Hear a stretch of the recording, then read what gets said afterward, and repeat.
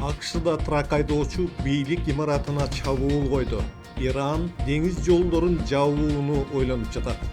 Адылбек Касмалиев Марко Рубио менен виза маселесин талкуулады. Флоридада дарыгер адам өлүмүнө айыпталууда. Саламатсыздарбы? Бүгүн 16 апрель 26 Чикаго шаарынан Америка жаңылыктарынын кезектеги чыгарылышын сунуштайбыз. Менин атым Кубат Оторбаев. Биздин каналга катталыңыз, лайк басыңыз, колдоңуз. Акыркы күндөрдө АКШда трак айдоочуларга рейдтер уланууда. Трак айдоочуларды текшерип кармоо боюнча Индиана штаты алдыда турат. Бул штатта 220дай, Калифорнияда 100дөн ашык. Оклахома штатында 3 күнүн ичинде 130га жакын трак айдоочулар токтотулуп, камакка алынган. Айрым маалыматтарда Нью-Йорк штатында рейд маалында 30га жакын айдоочу кармалгандыгы айтылат. Текшерип кармоолор Техас, Флорида, Орегон жана Миннесота штаттарында да жүргүзүлүп жаткандыгы кабарланууда. Рейдтер көбүнчө жүк тарткан таразаларда, трак-стоптордо жана жол боюнда өтүүдө. Айстын акыркы учурдагы айрым чектен чыккан кадамдары коомчулукта кызуу талкууларды жаратууда. Мындан улам айрым мигранттар текшерүү күчөгөн башка штаттарга жүк ташуудан коркуп жаткандыгы да белгиленет. 44 жаштагы Кленард Паркер аттуу трак айдоочу анын СДЛын бийликтер алып койгондон кийин муну адилетсиздик деп эсептеп, жолдон башка бирөөнүн трагын уурдап чыгып, Техастын ДНВсинин имаратын барып сүзгөн. Андан 2 адам каза таап, 13 адам жаракат алды. Бул окуяга Паркер айласы кеткенден улам барганын айткан. Ошол эле маалда грин картасы жок айдоочулар катышкан жол кырсыктары же эреже бузуулары рейдтердин катаалдашына себеп болгондугу да айтылууда. Алсак трак айдоочу Тайыр Мурзагалиев февралда эреже бузуп, аны полиция токтоткондо машинасынан түшпөй койгон. Полиция трактын терезесин талкалап, күч менен кармоого аргасыз болгон. Мурзагалиевке бир нече айып коюлду, соту кийинки айда болот.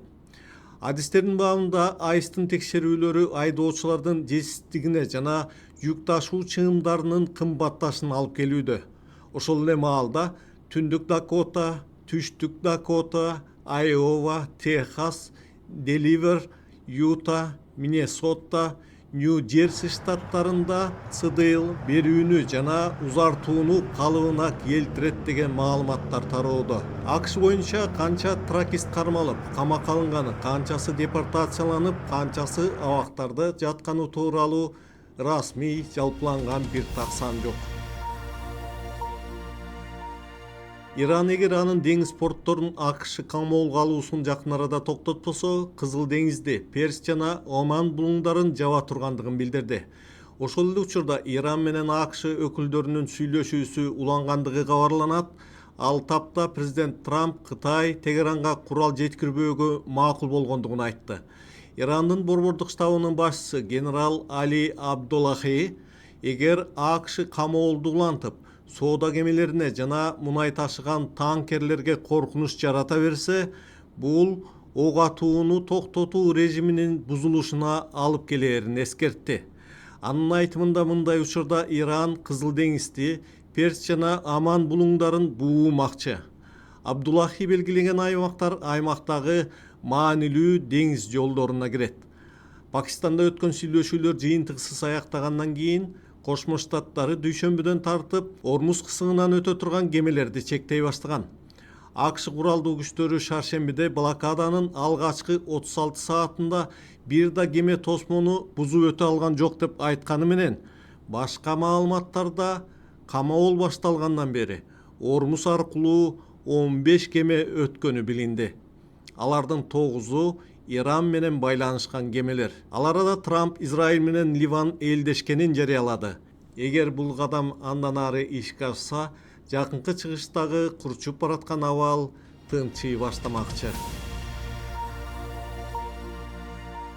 Кыргыз Республикасынын министрлер кабинетинин төрагасы Адылбек Касмалиев 15 апрелде Америка Кошмо Штаттарынын мамлекеттик катчысы Марко Рубио менен Вашингтондо сүйлөшүүлөрдү өткөрдү. Маалыматка ылайык тараптар соода экономикалык, каржы, инвестиция, санкциялар жана виза режимин жеңилдетүүнү талкуулады. Касым Алиев Кыргыз Республикасынын президенти Садыр Жапаровдун саламын жолдоду. Ошондой эле ал C5+1 форматынын маанилүүлүгүн белгилеп, өткөн жылы президенттердин бул форматтагы жолугушуусу аймактык кызматташууга чоң түрткү бергенин белгиледи. Ошондой эле ал Рубиону Кыргызстанга иш сапары менен келип кетүүгө чакырды. Өз кезегинде Марко Рубио Кыргызстан менен өнөктөштүктү бекемдөөнүн маанилүүлүгүн айткан. Вашингтондо Касым Алиев ошондой эле Мета, Nvidia жана Oracle корпорацияларынын өкүлдөрү менен да жолугушууларды өткөрүп, жасалма интеллект жана санариптик технологияларды өнүктүрүү маселелерин талкуулады. Белгилей кетчү нерсе, Трамп келгенден кийин Кыргызстандын жарандарына АКШнын визасын алуу катаалдаган болчу. Жаңыдан киргизилген 10 жылдык визанын мөөнөтү кыскарып, Кыргызстанга катаал чектөөлөр коюлган. Флоридада дарыгер адам өлүмүнө айыпталууда 44 жаштагы хирург Томас Шакновский бейтаптын өлүмүнө себепкер болду деген айыпка кабылды. Тергөө материалдарына ылайык 24-жылдын август айында ал 70 жаштагы Уильям Брайан аттуу бейтаптын көк бооруна операция жасашы керек болгон, бирок ал органдарды туура аныктай албай, бейтаптын көк боорунун ордуна боорун алып салган. Катуу кан жоготуудан бейтап көз жумган болчу. Тергөөдө хирург ката кетиргенин билип калгандан кийин да операцияны уланта берип, кан кетүүнү токтотууга аракет кылганын айтууда. Натыйжада дарыгерге этиятсыздык менен адам өлтүрүү айыбы коюлууда. Эгер ал күнөөлүү деп табылса, Шакновский 15 жылга эркинен ажыратылышы мүмкүн. Бул окуядан кийин дарыгер бир нече штаттарда доктор катары лицензиясынан ажыратылды. Ушул маалымат менен Америка жаңылыктарынын бүгүнкү чыгарылышын жыйынтыктайм. Биздин каналга катталып, лайк басып, комментарий жазууну унутпаңыз. Эртеңки чейин сак саламатта болуңуздар.